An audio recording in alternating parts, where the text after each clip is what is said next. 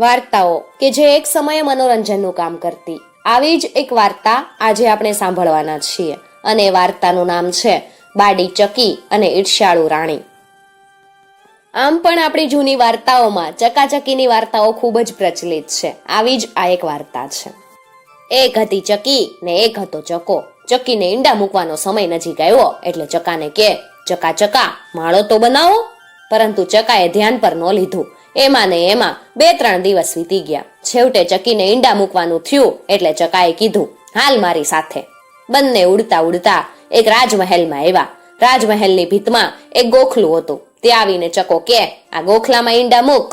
ચકીએ તો ગોખલામાં ઈંડા મૂક્યા. આ ગોખલાથી થોડે જ દૂર રાણીનો પલંગ રહેતો એટલે રાણીને ખબર પડી કે ચકીએ અહીંયા રહેઠાણ બનાવ્યું છે. રાણીએ દાસીને કીધું કે આ ગોખલા પાસે દરરોજ મુઠ્ઠી જુવાર નાખ.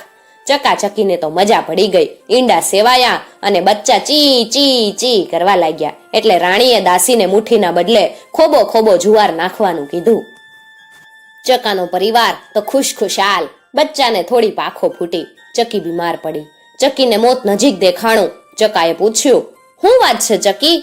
ચકી કે, એક વાત કરવી છે. હું મરું પછી તમે બીજી ચક્કી ન કરો તો મારા જીવને શાંતિ થાય. ચકાએ બીજી ચક્કી ન કરવાનું વચન આપ્યું અને ચકીએ દેહ છોડી દીધો. ચકીનું મૃત શરીર ગોખલામાંથી નીચે પડ્યું. થોડા સમયમાં થોડા ચકલા ભેગા થયા ને ચકાને સલાહ આપી કે તમે આવા રાજમહેલમાં રહ્યો છો એટલે તમારે બીજી ચક્કી તો કરવી જ પડે. ચક્કી વગર આ તમારું ઘર સૂનું સૂનું લાગે છે. સમાજની બહુમતી આગળ ચકાએ વચન ફોક કર્યું. જંગલમાં એક ભઠ્ઠના છાંયડે એક આંખે બાડી ચકી બેઠી હતી. ત્યાં 4-5 ચકલાએ જોયું. એક ચકાએ કીધું, ચકી બેન તમે એકલા છો? ચકીએ હા કીધી એટલે સૌએ કીધું, આશરો જોઈએ છે? ચકી સંમત થતા જ બધા રાજમહેલે આવી અને ચકાને આ નવી ચકીની સોંપણી કરી. ગરીબ બાડી ચકી તો ખુશ થઈ ગઈ.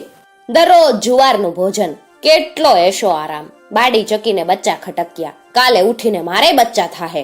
એ વખતે તો આ બચ્ચા મોટા થઈ ગયા હશે. જુવાર મારા બચ્ચાને નહીં ખાવા દે. બસ. બાડી ચકીએ કાવા દાવા શરૂ કરી દીધા. ચકા આગળ બચ્ચાની નિંદા કરવા લાગી. એક દિવસ તો ચકો બહાર ફરવા ગયો અને ઘરે આવ્યો એટલે ચકી પાખો ફૂલાવીને બેઠી. ચકાએ ચકીને પૂછ્યું કે શું થયું? આ તો તમારા બચ્ચાએ મને એટલી મારી કે હું ઉઠી શકું ને એમ જ નથી. હવે કાં તો હું નહીં ને કાં બચ્ચા નહીં, બેમાંથી એકની પસંદગી કરો. 2-4 દિવસના કંકાસથી કંટાળીને છેવટે ચકો વગડામાંથી 2 ભંઠ લઈ આવ્યો. બચ્ચા મોં ફાડીને બેઠા હતા. બંનેના મોંમાં એક ભંઠ ચકાએ આવીને નાખી દીધા. થોડી વારમાં બંને બચ્ચા તરફડીને મૃત્યુ પામ્યા. બાડી ચકીએ બંનેને નીચે ફેંકી દીધા.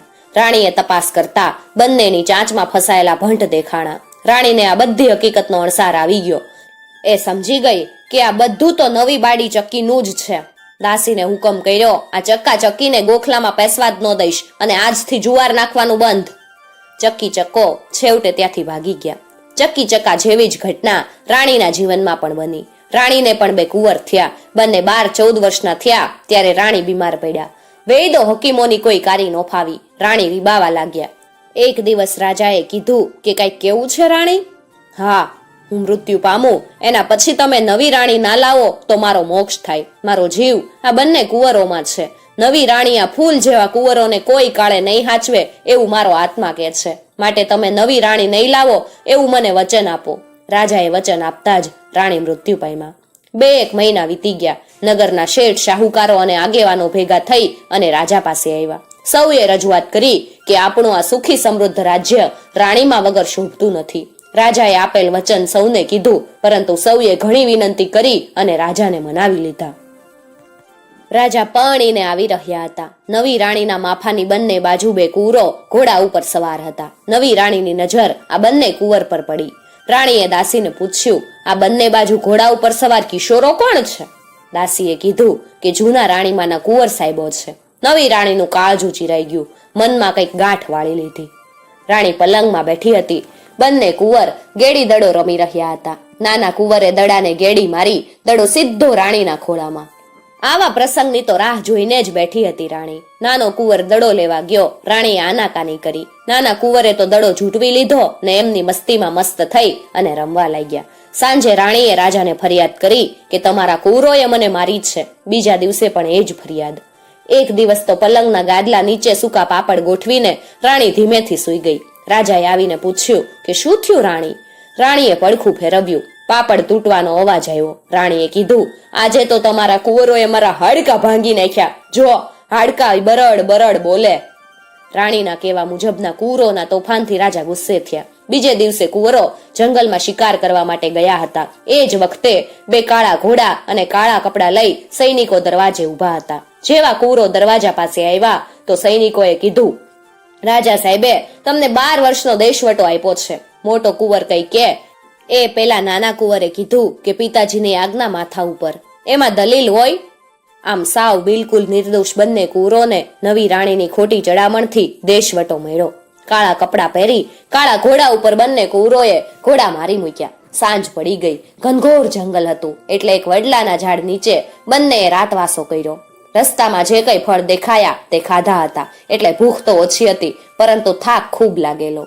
જંગલ હોવાથી રાની પ્રાણીઓની પણ બીક હોવાથી બંને ભાઈઓએ વારાફરતી ઊંઘવાનું નક્કી કર્યું. મોટા ભાઈ સૂઈ ગયા ને નાનો ભાઈ જાગતો બેસી રહ્યો. બરાબર 12 વાગ્યાના સમયે હંસ હંસલીનું જોડું જે વડ ઉપર બેઠેલું હતું એ વાતે વળગ્યું. હંસે હંસલીને કીધું, જો હંસલી, આ વડથી થોડે દૂર ડાબી બાજુ 2 આંબાના ઝાડ છે. જે ઊંચો આંબો છે એની કેરી એવી તો ગુણકારી છે કે આજના દિવસે એને જો કોઈ ચૂસે તો એને મોટું રાજ્ય મળે. નાના આંબાની કેરીમાં આજના દિવસે એવો ગુણ છે કે એ કેરી જે કોઈ ચૂસે તો એને દરરોજ સવારે નાકમાંથી મોતી ઝરે. નાનો કુંવર પક્ષીઓની ભાષા સમજી શકતો.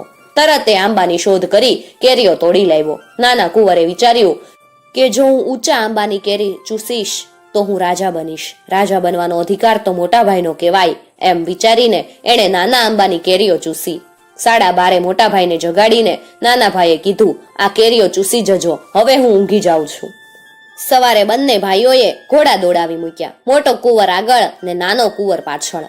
કોઈ નગરનો દરવાજો દેખાયો. એ સજ્જનપુર નગર હતું. ત્યાં ઉભેલા સૈનિકોએ મોટા કુંવરને પકડી લીધો અને રાજ દરબારમાં લઈ ગયા. કુમકુમ તિલક કરી અને ગાદીએ બેસાડી દીધો. હકીકત એવી હતી કે આગલા દિવસે ત્યાંના રાજા મૃત્યુ પામેલા. એમને કોઈ વારસ નહોતો એટલે નગરજનોએ સર્વસંમતિથી નક્કી કરેલું કે પૂર્વના દરવાજે સવારે જે કોઈ પહેલો પુરુષ આવે એને રાજા બનાવી દેવો. આ બધી ધામધૂમમાં નાના ભાઈને મોટા ભાઈ ભૂલી ગયા. નાનો કુંવર સ્વમાની હતો એટલે રાજ દરબારના બદલે એ તો પ્રજાપતિના ઘરે મહેમાન બની ગયો. રાત્રિ રોકાણ કરીને સવારે ઉઠ્યો. ઉઠતા વેત છીક આવતા જ નાકમાંથી મોતી પડ્યું. નાના કુંવરે ધોઈને પ્રજાપતિને આપીને કહ્યું, તમારા ઘરનું અન્ન ગ્રહણ કર્યું એટલે આ તમારું, લ્યો, આને વેચીને જે કઈ લાવવું હોય તે લઈ આવો. પ્રજાપતિને કઈ ગતાગમ પડી નહીં એટલે ખાતરી કરવા ઉપડ્યો એક શેઠની દુકાને. શેઠે મોતી જોયું ને કહ્યું, ભાઈ, આના બદલામાં તારે જે જોતું હોય એ લઈ જા. પ્રજાપતિ તો ખુશ થઈ ગયો. નાનો ભાઈ પૂરા 6 મહિના ત્યાં મહેમાન બનીને રહ્યો. એક દિવસ શેઠે નાના કુંવરને જમવાનું આમંત્રણ આપ્યું. નાના કુંવરે શેઠને ત્યાં જમી લીધું, પરંતુ પારખું શેઠની નજર કુંવર પરથી હટી નહીં. નક્કી કોઈ ભાગશાળી છોકરો છે આ. આગ્રહ કરીને રાત્રિ રોકાણ કરાયું. ભાગ્યશાળીની તો સવારમાં જ ખબર પડી ગઈ શેઠને. જેના નાકે મોતી ઝરે એ તો ભાગશાળી જોઈને. શેઠની પુત્રી સાથે નાના કુંવરના ઘડીએ લગ્ન લેવાયા ને અલગ મકાન પણ રહેવા આપી દીધું. શેઠ સુખી થતા ગયા. આમ ને આમ 12 વર્ષના વાણા વાઈ ગયા. નાનો ભાઈ દરરોજ મોટા ભાઈને યાદ કરતો, પરંતુ અચાનક આવી પડેલ સુખ સાહેબીમાં મોટા ભાઈને નાનો ભાઈ આજ સુધી યાદ ન આવ્યો. એક દિવસ મોટો કુંવર નજીકના રાજ્યમાંથી પરત ફરી રહ્યો હતો. એ વખતે નાનો કુંવર ઘોડા ઉપર બહાર ગામ જઈ રહ્યો હતો. સામ સામે મળતા જ અનાયાસે બંનેની નજર ટકરાઈ. મોટો કુંવર નાનાને ઓળખી ગયો. બંને ભેટી પડ્યા. મોટા કુંવરે નાના કુંવરને કીધું, આટલો સમય ક્યાં હતો? નાના કુંવરે બધી હકીકત વર્ણવી અને કીધું કે 12 વર્ષથી ચોરી છુપીથી આ જ નગરમાં છું. તમે રાજા બનીને મને ભૂલી ગયા એટલે મેં નક્કી કર્યું કે તમે યાદ ન કરો ત્યાં સુધી રાજ દરબારમાં સામેથી ના જવું. મોટા ભાઈએ ભૂલ બદલ માફી માંગી. બંનેની આંખમાં હરખના આંસુ આવ્યા. બંનેએ પિતાજીને યાદ કર્યા ને કીધું કે આપણો દેશવટો પૂરો થયો છે એટલે એકવાર આપણે બાપુને મળવા જવું જ જોઈએ. રથ, માફા ને સૈનિકોને સાથે લઈ બંને ભાઈ ઉપડ્યા મળવા. આ બાજુ બંને કુંવરોના મા બાપના ખૂબ ખરાબ હાલ થઈ ગયેલા. નવી રાણીના મોહમાં અંધ થઈ અને રાજા એશો આરામમાં ડૂબી ગયા. રાજ્ય સત્તા નબળી પડી. નજીકના રાજાએ આક્રમણ કરતા રાજ્ય ખોયું અને ચોરી છુપીથી રાજા રાણી જીવ બચાવીને ભાગી નીકળ્યા. બીજે ક્યાંય આશરો ન મળ્યો. ખાવા પીવાના પણ સાંસા પડવા લાગ્યા. સમય એવો આવ્યો કે રસ્તે પરબ માંડીને બેઠા. મોટા સરઘસ જેવું જોઈ અને રાજા રાણી પાણીનું માટલું ભરીને સામે ગયા. રાણી માથે માટલું છે ને રાજાના હાથમાં લોટો. દૂરથી નાના કુંવરની નજર પિતાજી ઉપર પડી. નાના કુંવરે મોટા ભાઈને કીધું, મોટા ભાઈ, તમે માનો ન માનો પણ પેલા હાથમાં લોટો પકડેલ આપણા પિતાજી જ છે ને માટલું ઉપાડેલ આપણા નવા રાણીમાં. મોટા ભાઈએ કીધું, એવું બને જ નહીં. આપણા મા બાપ આવી હાલતમાં હોય જ નહીં. પરંતુ નજીક આવતા જ સત્ય સામે આવીને ઊભું રહ્યું. બંને કુંવરો એમના મા બાપને ઓળખી ગયા. બંનેએ રથમાંથી ઉતરીને દોટ મૂકી. બંને ભાઈઓ મા બાપને મળ્યા. હરખના આંસુ આવી ગયા. નવી રાણીએ કહ્યું કે મારે લીધે જ આ બધું બન્યું છે. બની શકે તો મને માફ કરો. રાણીએ વિનંતી ભર્યા સ્વરે બંને કુંવરોની માફી માંગી. રાજા રાણીએ રાજ્ય કઈ રીતે ગુમાવ્યું એ હકીકત કઈ સંભળાવી. મોટા કુંવરના રાજ્યના સૈનિકોની મદદથી ચડાઈ કરી અને રાજ્ય પાછું મેળવાયું. તે નાના કુંવરને એનો રાજા બનાવ્યો.